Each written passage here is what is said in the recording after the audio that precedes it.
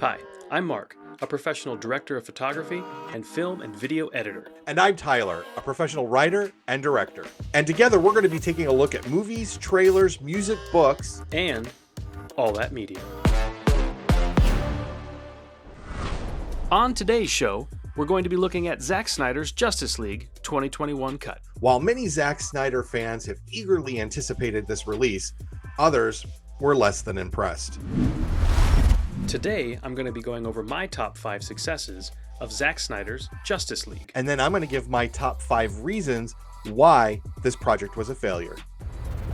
I wasn't a big fan of the 2017 version, so going into this film, I kind of thought I wasn't going to like it. And maybe in the end, that's why I liked it. Who knows? It was 4 hours long, and that's no joke. It didn't bother me. The story, although not original, kept me entertained. And at the end of the day, that's the main reason I like watching movies. It's for the entertainment value. So, with that said, here are my top 5 positive takeaways from the Snyder Cut.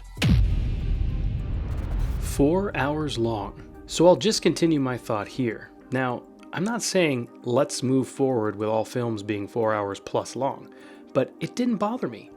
I also watched the movie in stages, with work, kids, and a life. It makes it hard to sit down for an uninterrupted 4 hours. But in doing so, it made it almost feel like a 4-episode miniseries or TV show. Like with Marvel's WandaVision, where we were able to dive deeper into these characters and the story. But in reality, this film could have easily been edited down to 3.5 hour or even a 3-hour film.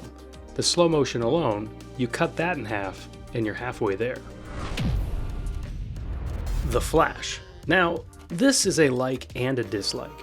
I didn't care for the quote-unquote comic relief of the Flash. Oh gosh, I hope everyone's okay.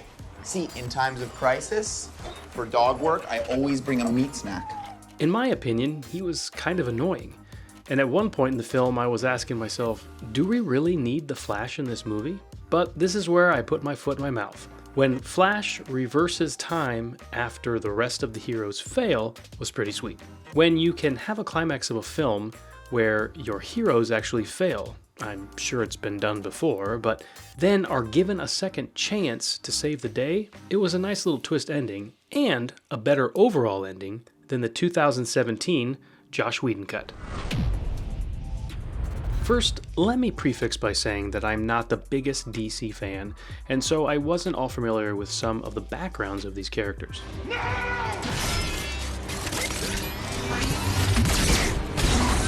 Cyborg, that was an unfamiliar character for me. I feel like in the 2017 version, he was just along for the ride and basically kind of hanging out.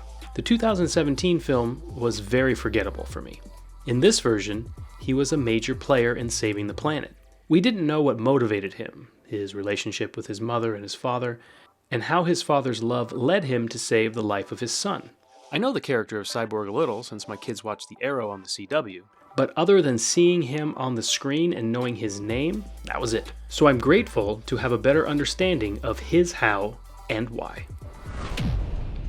The 4:3 aspect ratio. I thought this would bother me, but it didn't. There was more detail and you could see it. Like a reverse of when they would do the letterbox on a 4:3 TV back in the day and people would be all mad and thought they were missing parts of the movie. This was like getting more information in those top and bottom black bars. I pretty much forgot it was even there about 30 minutes into the film, or 1/8 of the way through.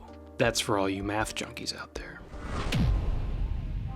Superman's entrance during the final fight scene. This was just badass in my opinion. Not impressed. The not impressed line was spot on. This was a different ending to the film over the 2017 version. It really drives the point home that why we needed Superman to come back from the dead to help save the planet. Without him, they were no match for Steppenwolf. In the 2017 version, he and Flash run off to save people, while Aquaman and Wonder Woman are left to fight off Steppenwolf. The whole agenda of forming a group of superheroes to save the world as a team is great, but if they don't work together, that point is kinda moot.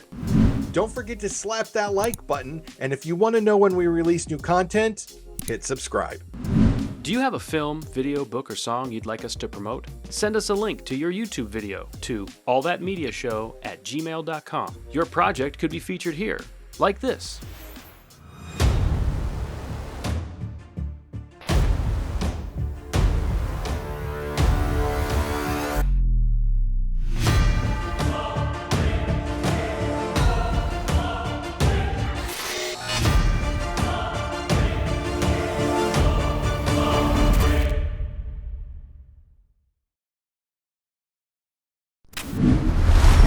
Zack Snyder could not make a 2-hour Justice League movie, and it turns out in 4 hours, he's still struggling. From a bloated story that tries to do too much to a completely desaturated, humorless story, Zack Snyder's Justice League fails on many fronts.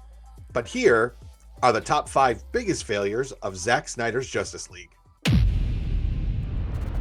Bad acting that was rightfully left out of the original film, Themyscira. While there were plenty of bad acting moments to choose from, no scenes were so riddled with bad acting that didn't make the original cut for a reason. As the Amazons are assembled around the mother box, the broken and stilted performances truly took the audience out of the moment with its awkwardness. The box goes quiet, and the Queen says, "Evil does not sleep. It waits." Something is coming. Of course something is coming. That's why we're watching. The combination of bad acting and writing makes the magical Themyscira almost unwatchable. Action sequences that were too long. Wonder Woman. No one is a bigger fan than I am of Wonder Woman. But let's break this down. In our opening scene with Wonder Woman, a group of terrorists take over a building with a bomb that is set for 1 minute. By the time Wonder Woman gets to the children, the time is 30 seconds. Magically, now the clock is 10 seconds. She handily beats the baddies in 5 seconds to get to the bomb. She launches the case into the air super slow-mo for effect, and it blows up. Now remember, she cleared out a room full of men with guns in 5 seconds, and only one is left. Instead of capturing him, she uses her magic bracelets and blows a hole out of the side of the building and killing the man in front of children, not to mention showering the police with heavy pieces of concrete. In the original, this entire sequence was more concise, and we don't see Wonder Woman murdering a man and destroying property. Justice League is just another version of the movie The Avengers. In The Avengers, Loki travels through a portal searching for a magical box of power. Loki acquires the box, leaving Loki to create chaos elsewhere. Nick Fury tries to assemble a group of superheroes that aren't very well adjusted or known to work well with others. Superheroes don't get along, and then superheroes unite together and must fight an alien army in an attempt to recover the box. Sound familiar? With all the storylines from the DC universe, why rehash MCU? Zack Snyder's Justice League is not a movie. Justice League 2017 was a 2-hour movie. Zack Snyder's monstrosity clocks in at 4 hours and 2 minutes divided into 6 parts. It's been 84 years. Zack Snyder made a miniseries. So while the comparison of 2017 and 2021 cuts are going to happen, the 2021 project is less a movie. We have the original movie, 2 short origin movies, and an epilogue. Zack Snyder also was able to capitalize on the complaints of the original 2017 film to create something different. The trouble is, there were no reshoots, so Zack had to utilize cuts that were most likely never meant to see the light of day. Epilogue. You thought Superman walking towards the camera in his black supersuit was the end? Just kidding. We wait until the very end of the film where the Justice League actually saves the world, only to find out that good old Bruce Wayne hasn't let go of his delusions of a world taken over by Superman. We are treated to a cameo of Gotham's very own Joker. Could this be a tease for a multiverse? How many alternate timelines do you destroy the world? Because, frankly, you don't have the cojones to die yourself. But wait, there's more. Not only do we see that Bruce is still holding on to his paranoia, he wakes up, hears a sound, and goes to the back patio for an introduction to the Martian Manhunter. Bruce just fought aliens, and here's another one, but he greets the Martian Manhunter without so much as a bat brow raised. Martian Manhunter says he's here to help and then flies away. Snyder's epilogue proves that Zack never had a handle on this film to begin with. There was no way possible for a 2-hour movie to contain the Justice League story, 2 origin stories, and a tease out of potentials for other projects. So what do you think? Did we get the best and the worst top 5 covered?